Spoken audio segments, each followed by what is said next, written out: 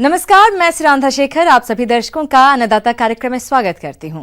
हमारे देश का किसान जन का पोषक है, वो श्रम का देवता है, अन्नदाता है। उसमें ही भारत की आत्मा निवास करती है। ऐसे ही किसानों की प्रगति के लिए हम खेतीबाड़ी से जुड़ी हुई बहुत सी नई लाभकारी जानकारियां हर रोज सुबह लेकर आते हैं। तो चलिए कार्यक्रम शुरू करने से पहले देखते हैं क्या है आज के अन्नदाता में। कमाल का है कड़कनाथ, करें इसका पालन और कमाएं अच्छा लाभ। कम पानी में आंवले की बागवानी है फायदे का सौदा।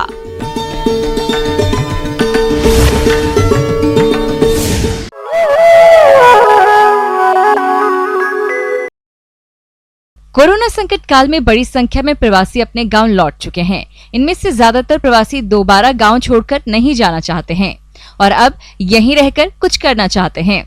गांव में स्वरोजगार के जरिए आत्मनिर्भर बनने की अपार संभावनाएं हैं, परंतु इसके लिए जरूरत है एक सही सोच की और उसको अमल में लाने की। जी हाँ किसान भाइयों, सोने का अंडा देने वाली मुर्गी की कहावत तो सुनी होगी ना आपने। चलिए आज हम आपको इससे भी एक कदम आगे लेकर चलते हैं। दरअसल आज हम बताने वाले हैं एक सोने के मुर्गे के बारे में।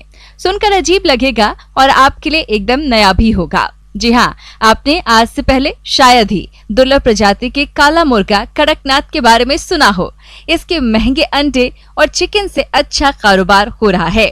तो कड़कनाथ होता क्या है और इसकी क्या खूबियां हैं, चलिए जानते हैं।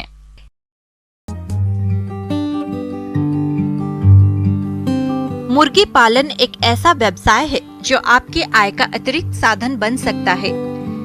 यह व्यवसाय बहुत कम लागत में शुरू किया जा सकता है और इसमें मुनाफा भी काफी ज्यादा है। देश में रोजगार तलाश रहे युवा इसे रोजगार के तौर पर अपना सकते हैं। पिछले 4 दशकों में मुर्गी पालन व्यवसाय क्षेत्र में शानदार विकास के बावजूद कुक्कुट उत्पादों की उपलब्धता तथा मांग में काफी बड़ा अंतर है।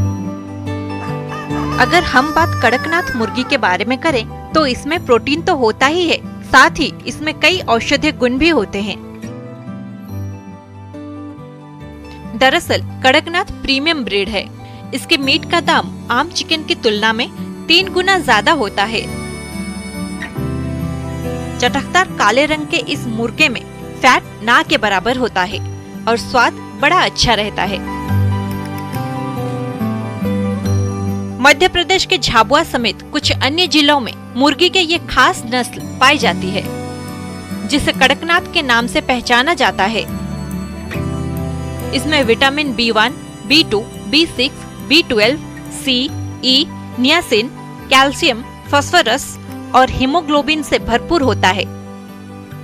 इसके मीट में सफेद चिकन के मुकाबले कोलेस्ट्रॉल का स्तर कम होता है और अमीनो एसिड का स्तर ज्यादा होता है। ये दूसरे मुर्गियों की तुलना में लाभकारी है। इसका खून, हड्डियां और संपूर्ण शरीर काला होता है। कड़कनाथ चिकन फार्मिंग बिजनेस को करने के लिए आपको खुले स्थान की जरूरत पड़ेगी। इसे आप घर के आंगन और लकड़ी का शेड बनाकर बहुत आसानी से पाल सकते हैं। एक मुर्गे के लिए करीब 2 स्क्वायर फीट जगह की जरूरत होती है। इस मुर्गे के खानपान में कोई ज्यादा खर्च नहीं आता है। ये हरे चारे में बरसीम, बाजरा चरी बड़े चाव से खाते हैं। कड़कनाथ मुर्गी 9 से 20 सप्ताह में 1 केजी वजन के हो जाते हैं और लगभग 5 माह में 2 से 2.5 केजी की हो जाते हैं और प्रतिवर्ष लगभग 100 से 120 अंडे देते हैं। इस नस्ल को 1 किलो तैयार करने में 200 रुपए का खर्चा आता है और बाजार में ये 500 से 900 रुपए किलो में बिक जाता है। इनमें किसी भी प्रकार की कोई भी बीमारी नहीं होती है। बस शुरू के दिनों में तापमान का ध्यान रखना होता है। अगर आप कड़कनाथ का व्यवसाय शुरू करना चाहते हैं तो भारतीय पक्षी अनुसंधान संस्थान इज्जत नगर बरेली में प्रशिक्षण ले सकते हैं। इसके अलावा कृषि विज्ञान केंद्र राज्यों के पशुपालन विभागों में भी इसकी पूरी जानकारी ले सकते हैं।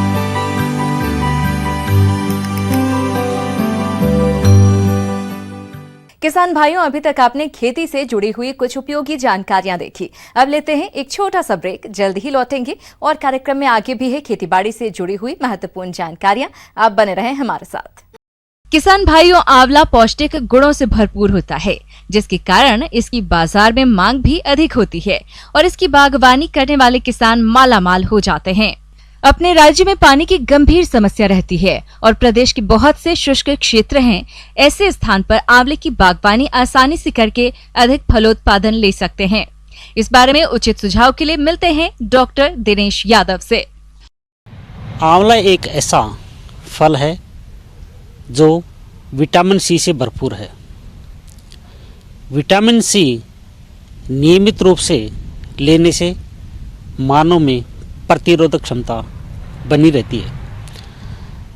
आंवला एक व्यावसायिक फल है।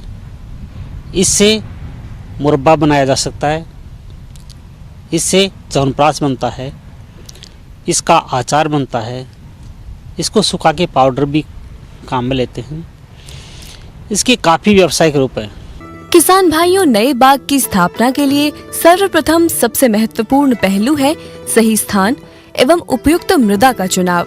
व्यावसायिक दृष्टि से बाग लगाने के लिए ऐसे स्थान का चुनाव करें जो शहर के नजदीक हो एवं यातायात की पर्याप्त सुविधा हो। जहां तक उचित मृदा की बात आती है तो बाग लगाने से पहले मिट्टी परीक्षण अवश्य करा लें। मिट्टी रिपोर्ट के आधार पर फल वृक्ष का चुनाव करें या फिर आवश्यकता अनुसार मिट्टी को उपचारित करें तथा जल निकास की उचित व्यवस्था होनी चाहिए, जिससे वर्षा के दिनों में बरसात का पानी फल वृक्ष के तने के संपर्क में न आवे। आंवला एक सब ट्रॉपिकल प्लांट है। इसको आप शुष्क और अर्ध आर्द्रता युक्त वातावरण सबसे ज़्यादा उपयुक्त पाया जाता है।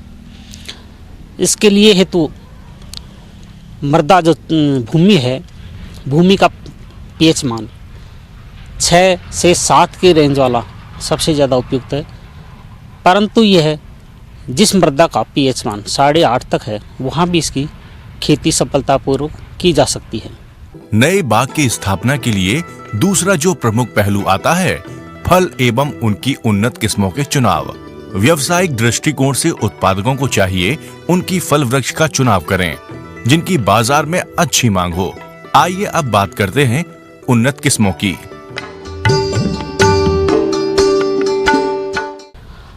आंवला की किस्मों का बहुत ज़्यादा महत्वपूर्ण है।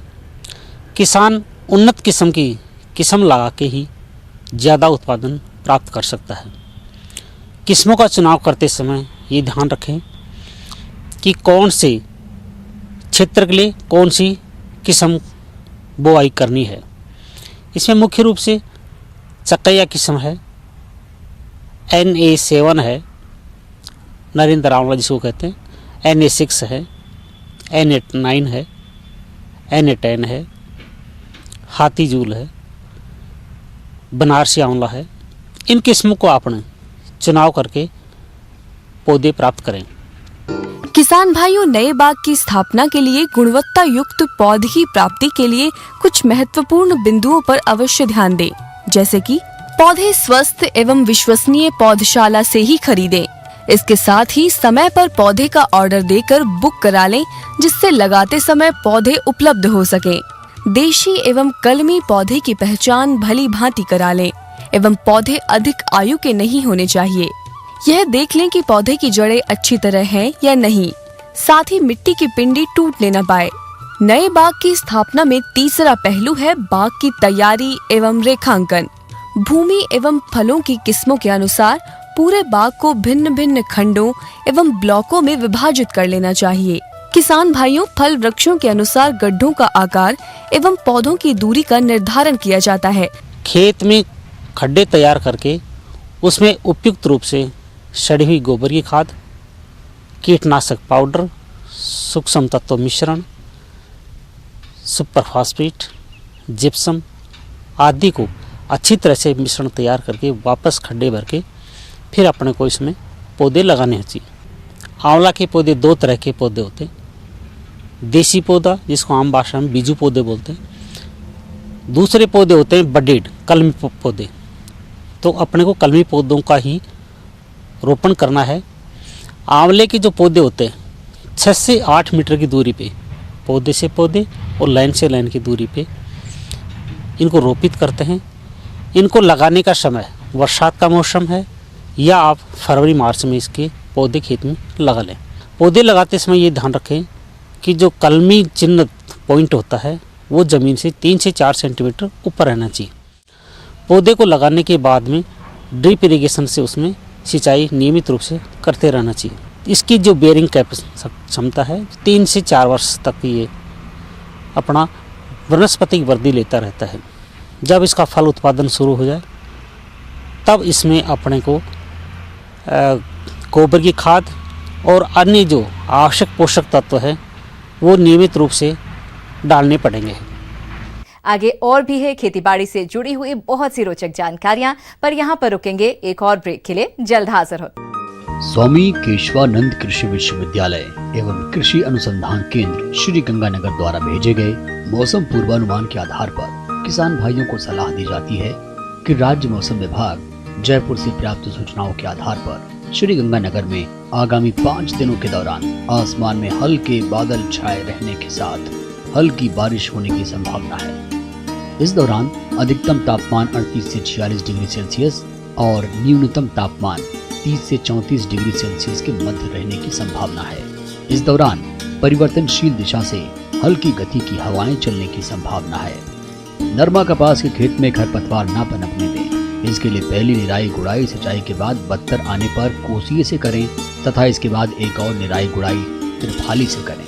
यदि बीटी नरमा कपास में सफेद मक्खी दिखाई दे तो खेतों का नियमित निरीक्षण करें और आर्थिक हानि स्तर 8 से 12 सफेद मक्खी पत्ती की स्थिति में नीम आधारित निम्बिसिरिन 5 मिलीलीटर और तरल साबुन की 1 मिलीलीटर प्रति लीटर पानी में मिलाकर कीटनाशकों का छिड़काव करें।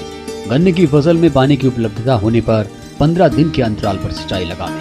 फसल को दीमक के प्रकोप से बचाने के लिए इमिडाक्लोप्रिड 17.8 SL 125 मिलीलीटर अथवा क्लोरोपाइरिफॉस 20 EC 1.25 लीटर प्रति बीघा की दर से सिंचाई पानी के साथ देवें। फसल में अगर अगेता, तना छेदक या जड़ छेदक का प्रकोप दिखाई देवे तो फ्यूराडॉन 3% कण 6 किलो प्रति बीघा या फोरेट 10% कण 4 किलो प्रति बीघा की दर से गोभी में डालें।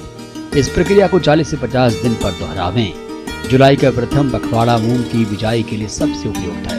बुआई हेतु सिफारिश की गई किस्मों के उन्नत बीज गंगा 1, जमुनोत्री, SML 668, सत्या एवं IPM 2-3 इत्यादि का प्रयोग करें। ग्वार की बिजाई का समय चल रहा है। बिजाई के लिए RGC 936, RGC 986, RGC 1002, HG 365, HG 563, HG 220 आदि किस्मों का प्रमाणित बीज प्रयोग करें। बीज दर 4-5 किलो प्रति बीघा रखें तथा कतार से कतार की दूरी 30 सेंटीमीटर रखें। बिजाई के समय 5 किलोग्राम नाइट्रोजन व 8 से 10 किलोग्राम फास्फोरस प्रति बीघा बुआई से पूर्व डालें। बारानी ग्वार में फास्फोरस की मात्रा अधिक प्रयोग करें। किन्नू के बाग जो बूंद बूंद सिंचाई पर लगे हैं उनमें 1 दिन के अंतराल पर सिंचाई करते रहें। जिन किसान भाइयों को किन्नू के नए बाग लगाने हैं उन्हें इस महीने इसकी तैयारी शुरू कर लेनी चाहिए। सबसे प्रथम बाग लगाने वाले खेतों की मिट्टी की जांच करा लें तथा मिट्टी उपयुक्त पाए जाने पर पौधे लगाने के लिए 6 गुणा 6 मीटर पर 1 गुणा 1 मीटर आकार के गड्ढे खोदकर उसमें प्रति गड्ढे के हिसाब से 50 से 60 किलो गोबर की खाद तथा 1 किलो सुपर फास्फेट, 75 से 100 ग्राम क्यूनाल फॉस, 1.5% चूर्ण गड्ढों की मिट्टी में डालकर भर देना चाहिए।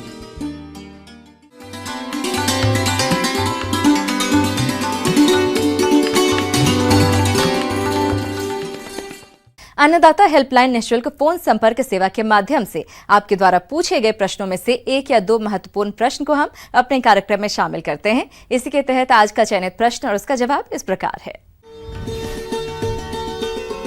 आज के निःशुल्क अन्नदाता हेल्पलाइन में जिस प्रश्न को कार्यक्रम में शामिल किया गया है उसे पूछा है गांव भदौरा, जिला उदयपुर के किसान दुर्गा प्रसाद ने। आप टिड्डियों के नियंत्रण पर जानकारी चाहते हैं तो आपकी जानकारी के लिए प्रस्तुत है कार्यक्रम का यह अंश। इनकी आहट आतंक से भर देती है। किसान दहशत के साए में जीते हैं। एक साथ झुंड में आती है बर्बादी। फसल के दुश्मनों की दर्दनाक कहानी। टिड्डियों के हमले से राजस्थान के अलावा गुजरात, महाराष्ट्र, मध्य प्रदेश, उत्तर प्रदेश, पंजाब, हरियाणा, बिहार, झारखंड, उड़ीसा के किसान हुए परेशान।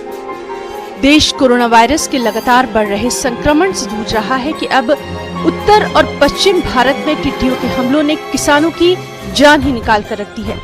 पाकिस्तान के रास्ते ये टिड्डियां भारत में घुसी हैं। इसके बाद राजस्थान, हरियाणा, मध्य प्रदेश, दिल्ली, उत्तर प्रदेश, गुजरात, पंजाब और महाराष्ट्र हाई अलर्ट पर हैं। क्योंकि ये टिड्डी दल किसानों की महीनों की मेहनत पर मिनटों में पानी फेर देते हैं। जहां सड़कों पर टिड्डियों की चादर सी बिछी है। इतना ही नहीं, नीला आसमान उनके आतंक से भूरा दिख रहा है।